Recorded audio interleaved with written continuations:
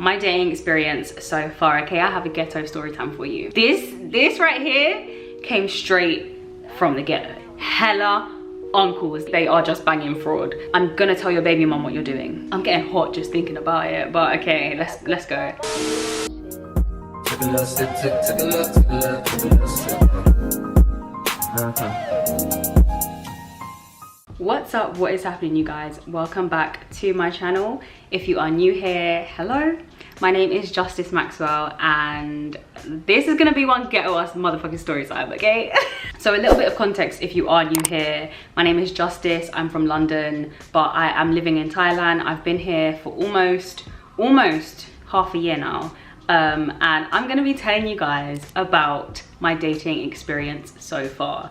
So since I've been in Thailand, I have gone on one date, right? One date. There has been one candidate in the whole of Thailand. No, I'm joking. But there has been one person that I felt like, cool, you seemed cool.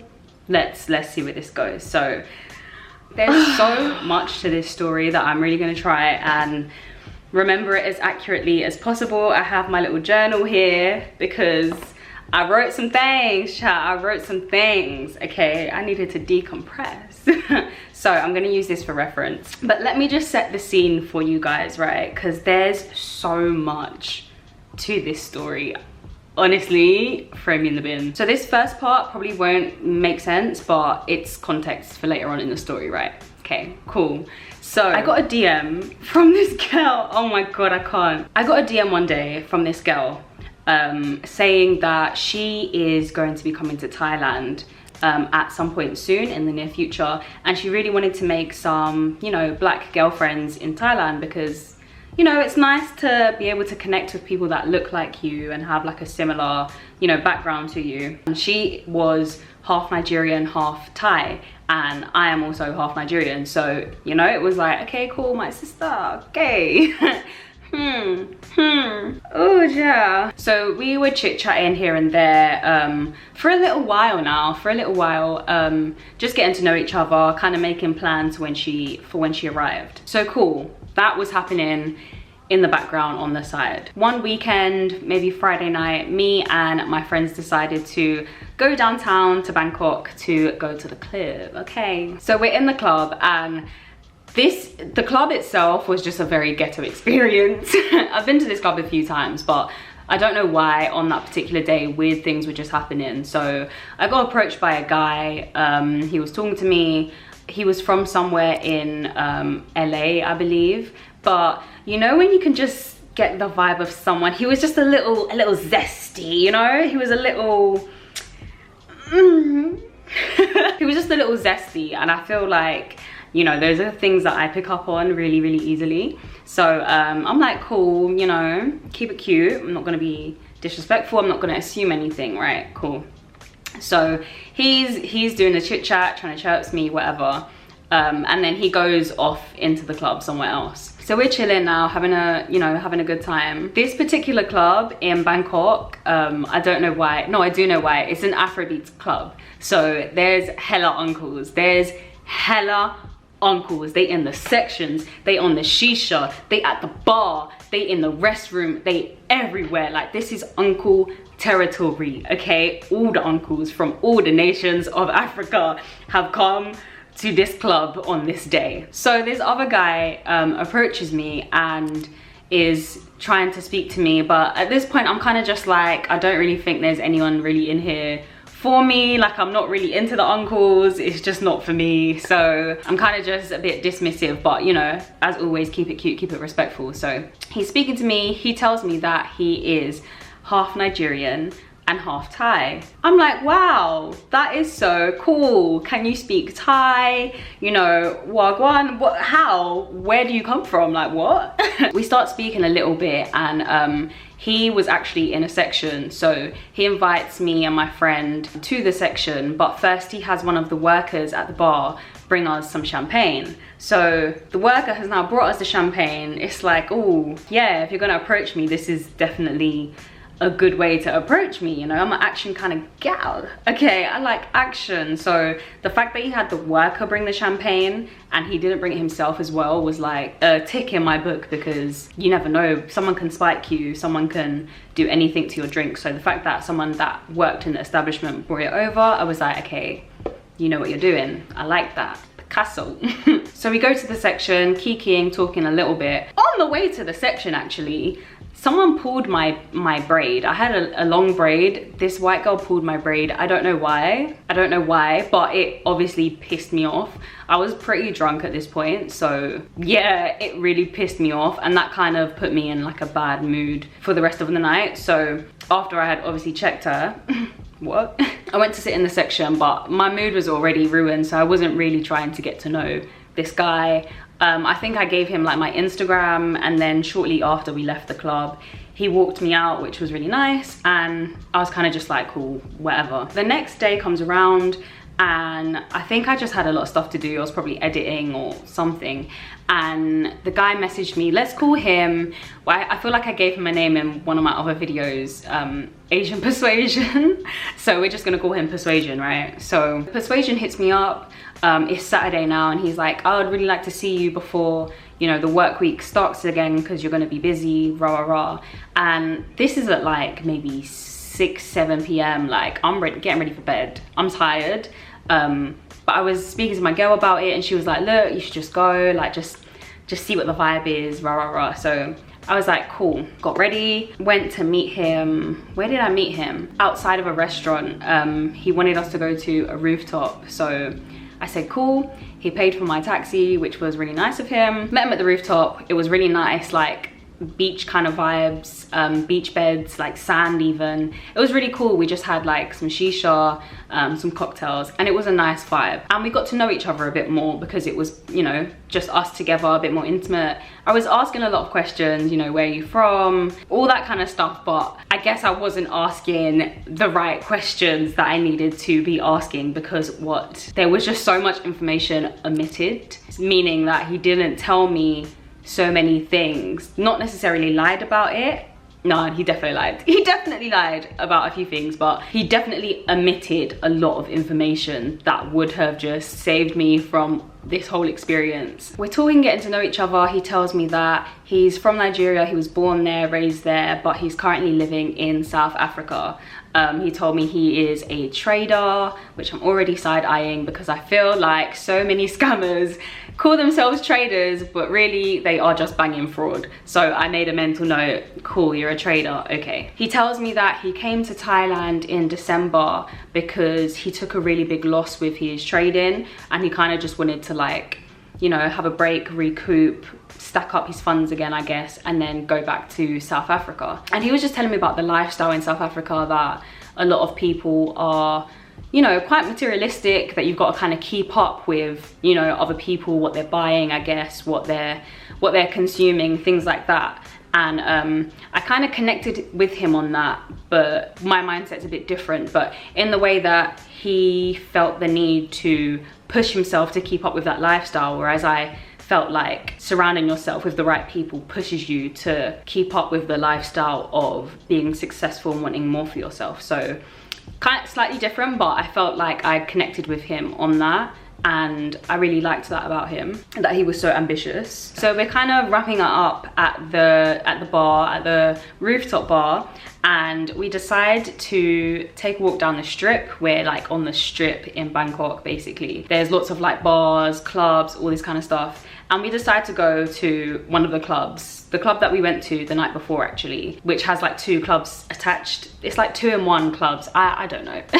So we basically decide to now go to the club. I felt like I was quite a little bit, not even shy, but just I don't really know you that well, so I'm not gonna be as like open and like, I don't know, vibrant as I normally am until I'm comfortable.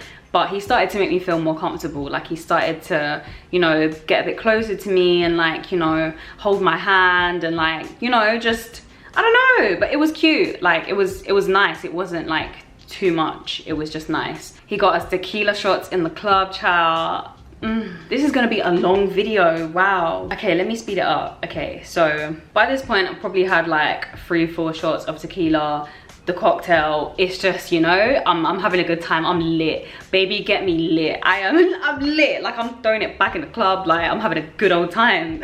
After that, it's getting kind of late. The club closes at about 3:30 or 2:30. So we left the club, we went and stopped at like this little noodle place, got some noodles that were busting. Oh my god, they were so good.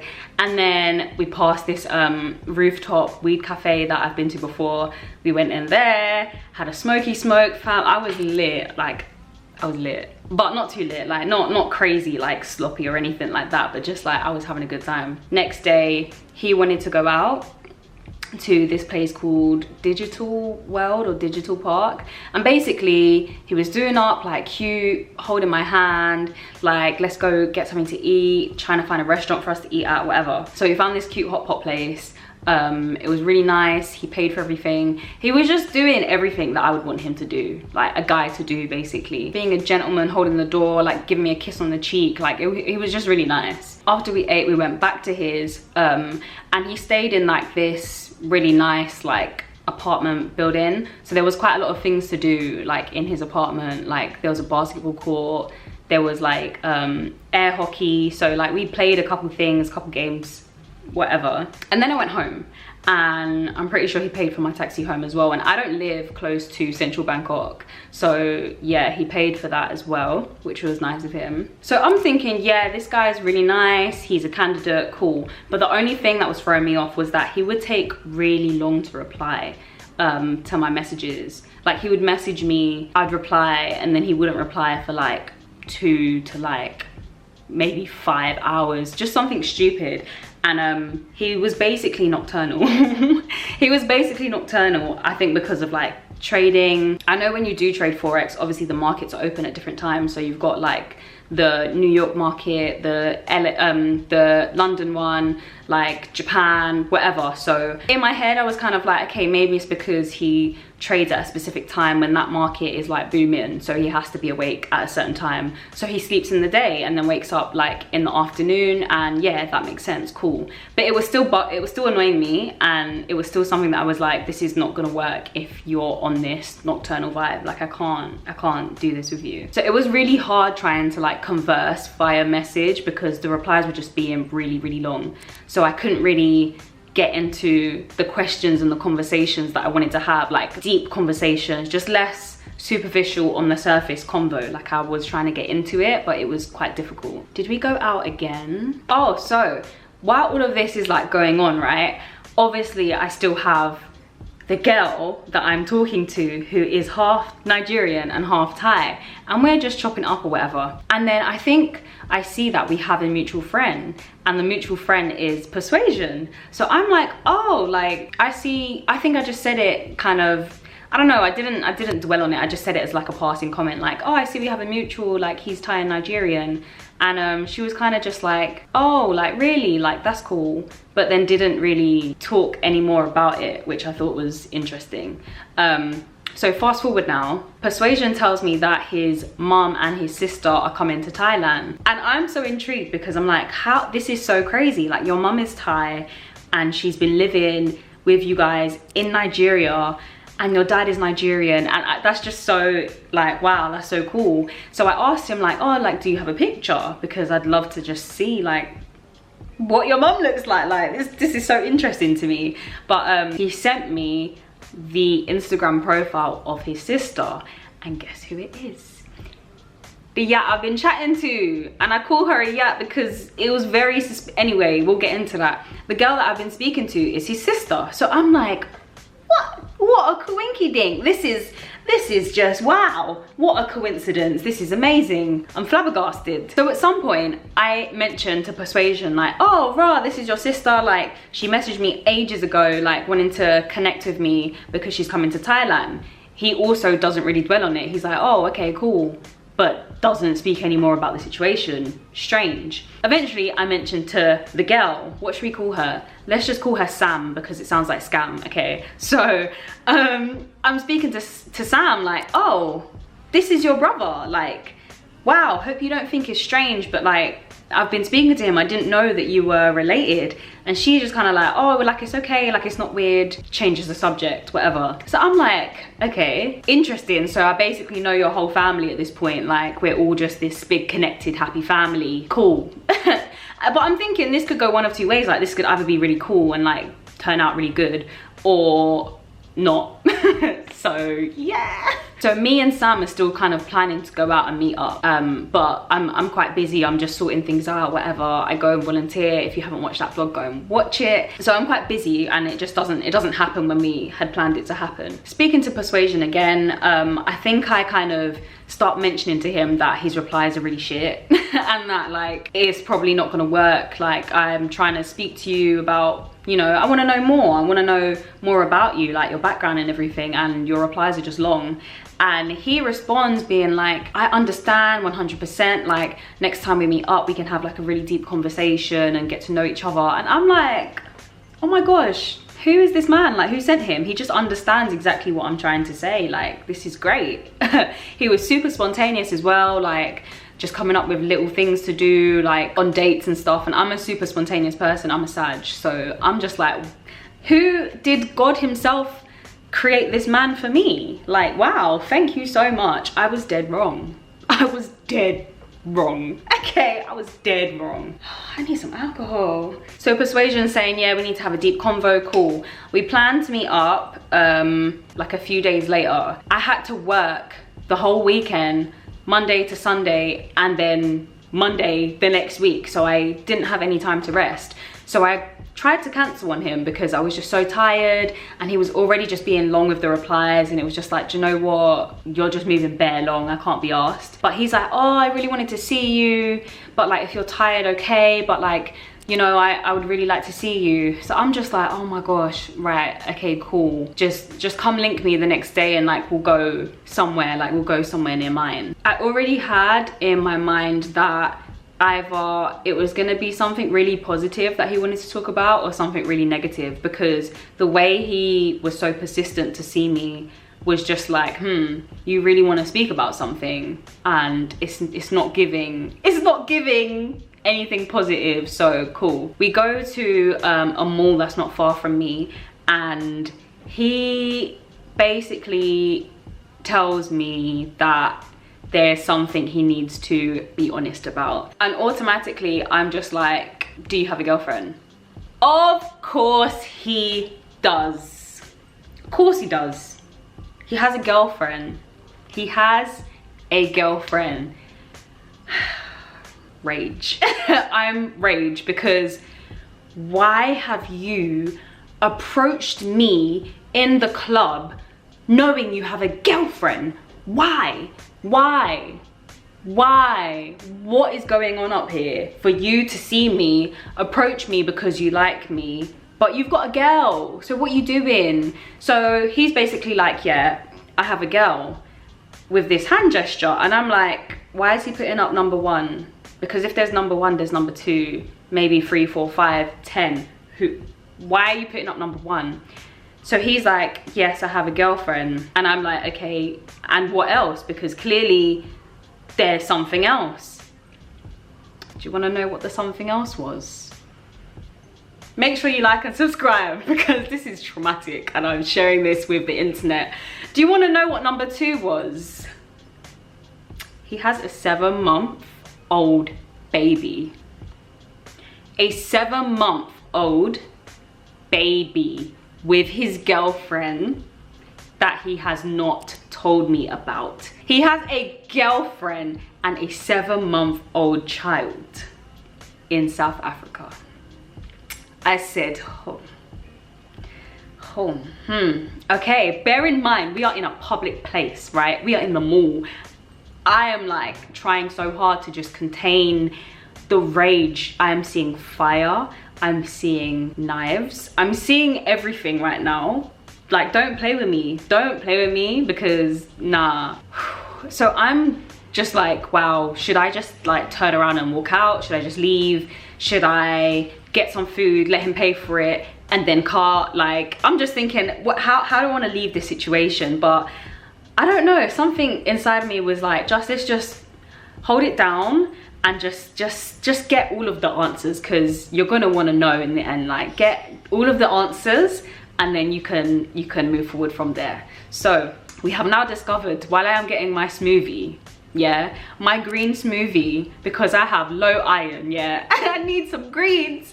He tells me he has a girlfriend and a 7-month-old child. I'm like, okay, so why have you chatted to me? What are you doing with your whole existence at this point? So he basically says the reason he came to Thailand, one, he came to Thailand in December, that was the truth, with his girlfriend and baby. If you come to Thailand, you have to come on like a tourist visa, so you can only stay in the country for 30 days unless you extend your visa, but there's like a cap. You can't stay for like that long. So they obviously had to leave and go back to South Africa. He's half Thai, so he can stay here as long as he likes. He's Thai. Made sense. The reason he was in Thailand for so long wasn't necessarily because of the big financial loss that he had taken. It was because he was stressed out due to the fact that he's got this newborn baby with his girlfriend who has another child and her baby dad, and it's just all this weird, messed up, stressful situation that he wants to try and like have a break from. So that's why he's in Thailand by himself. And I'm just like, yo, what? So at this point, I'm rage, I'm burning, I'm so mad. But I'm like, no, like I need to, there's things I want to know, there's things I want to ask. So we end up going to this restaurant, and we're sitting in the restaurant now, and I'm asking questions, he's telling me the answers that I want to know.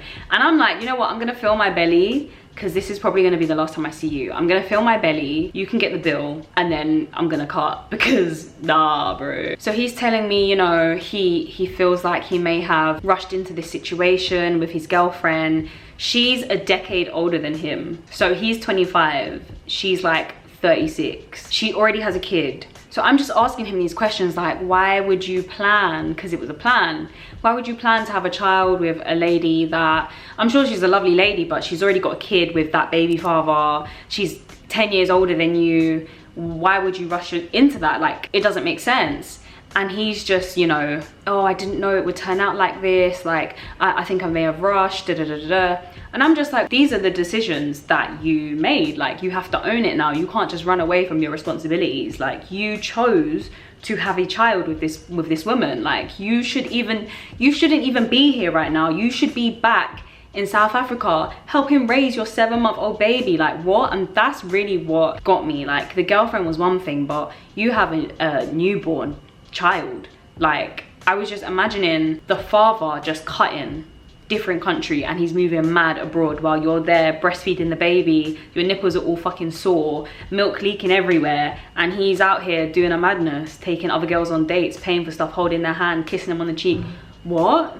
Are you all right? Are you actually okay? But it was so mad because throughout this whole thing, he wasn't like, I don't think he's a bad person. He wasn't giving me bad person. He was just giving me a young guy who is very fucking immature, very naive, and has made some stupid decisions, and now he's stuck with those decisions. I'm trying to remember like the questions that I asked, but honestly it's a bit of a blur because I was still very freaking angry, but I was calm enough to still, you know, ask more questions. But it's just gone at this point. At the end, I kind of asked him, you know, what is your reason for pursuing me? Like, so what do you want from this, because you've already got a girlfriend? And he kept kind of stressing to me that he doesn't want to start something new with someone else. Like, he wants to eventually go back to her. Listen to this actual madness. He wants to go back to her, maybe like eventually marry her. You know, he's just adamant that he doesn't want to start something new with someone else. And I'm like, cool, that makes sense, but then why have you pursued me? And he basically says, well, now you know everything, like I'm giving you the option to continue seeing me. And yeah.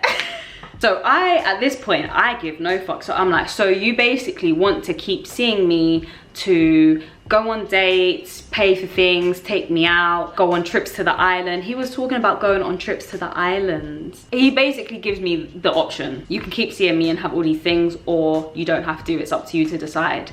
And the way he kind of described things, he made it very clear that he didn't want to start anything else with someone else, but he also mentioned that like his baby mother like may have a bit of a situation with her other baby father. So he made it seem like they weren't on like great terms with their relationship, but also that at the end of the day, that's what he wants to go back to.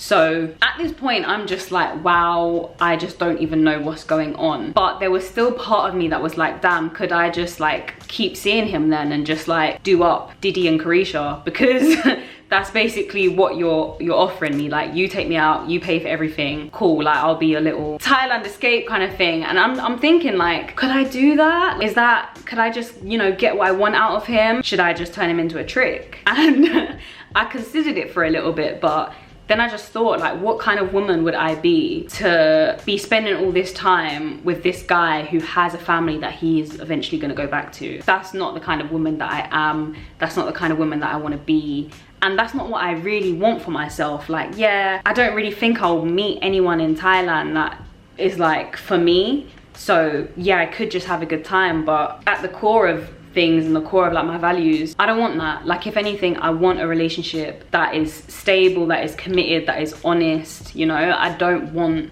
what he was offering me. So I left after that, went home, didn't really speak to him for a couple of days and just processed everything and really I just thought about everything. I decided that I was going to cut things off with persuasion. And while all of this is happening, me and his sister Sam are still kind of speaking here and there, and we're meant to actually meet up the next weekend in a couple of days or something. This is a bit separate, but she basically tells me that there's this massive political election happening in Nigeria, so she can't withdraw money from Thailand because there's no cash. And it was a real thing that happened. Like, there were, you know, resources that I've seen. My family even mentioned it because, like I said, I am Nigerian, so I know that she was, you know, not talking out of her arse. So she's telling me like, you know, I can't get out cash, like when we go out, can I transfer you money and then you withdraw it from the Thai ATM? That was kind of a bit like a red flag for me, because one, you have not met me, you don't know me from anywhere. Two, your mother is Thai, I'm sure she has a Thai bank account.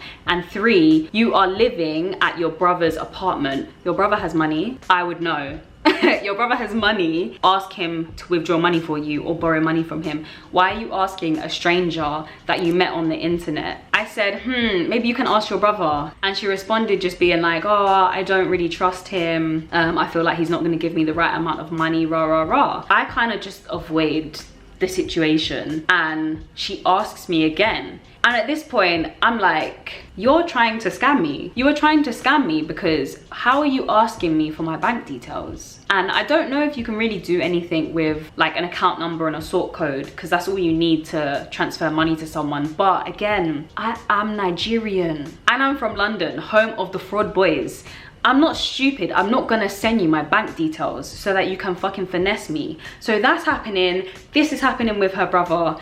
I'm just like, what the fuck? And bear in mind, she has told me in an earlier conversation that bare people in Nigeria moved to South Africa to bang fraud. She knows bare fraudsters. All these fraudsters are doing up, flipping Gucci, Louis Vuitton, all this designer thing. She's told me all of this already. I asked her, do you know any scammers? Like, do you know of any? She's like, yeah, all of my friends are scammers. My brother's a scammer. I'm like, oh, your brother is a scammer.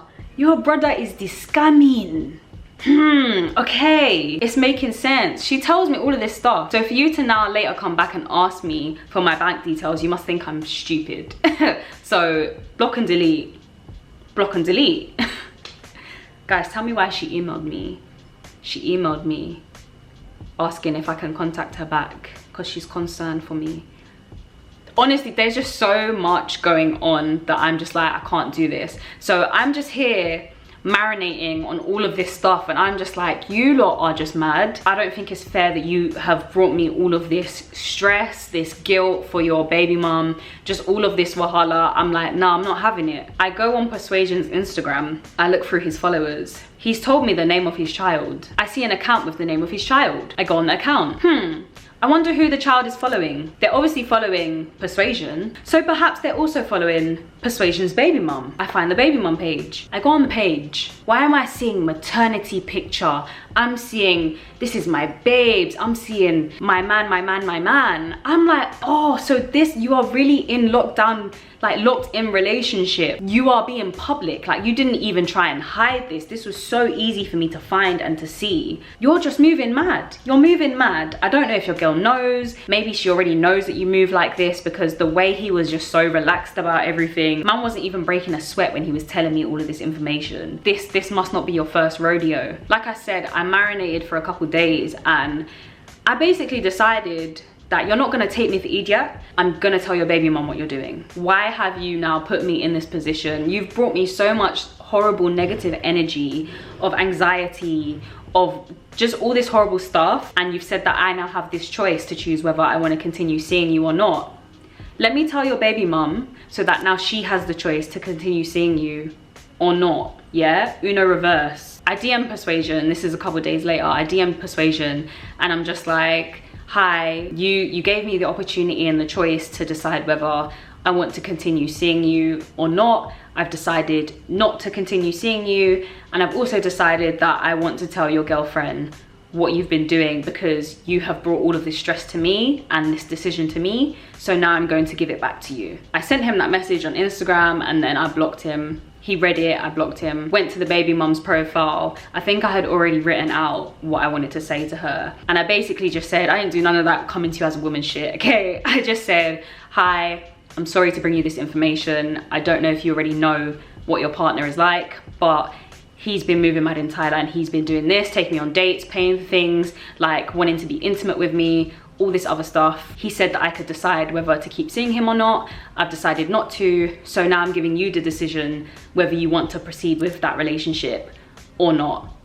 Do what you want to do, block and delete. Like, and I left it as that, because now I've given that energy back. Like, energy is not created or destroyed, it's transferred. So now that energy that I had inside of me that was making me feel horrible, I've given it away. It's no longer in my hands. And that was the purpose of me messaging her. It wasn't to be spiteful or get one up on someone or fuck up everything that's going on in her life. And I don't know if it did, because like I said, I don't know if this was his first rodeo, but I just had to get rid of that energy and it had to go somewhere else. And you've put me in this situation, so that energy is going back to your situation. You handle it. Oh, ciao. So yeah, guys, that is how my first date in Thailand went. Don't think I'm ever gonna date anyone ever again in this life.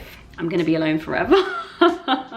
Oh, that's a lie. I actually got chirped by a policeman, but that will be in the next story time, because this is going to be a long video. I feel like I probably missed out a couple things, a couple details, but that was basically my horrible experience dating in Thailand. So I hope you have enjoyed this video. If you want more of these kinds of videos, just sharing my dating experiences and just relationship topics in general, let me know down below. I really enjoy this kind of content. If you haven't subscribed, please do. Please like this video, because I'm embarrassed. I am embarrassed, okay? This was horrible to relive, but it's worth it for you guys. I had to share the tea. So make sure you subscribe, and I will see you guys in the next one.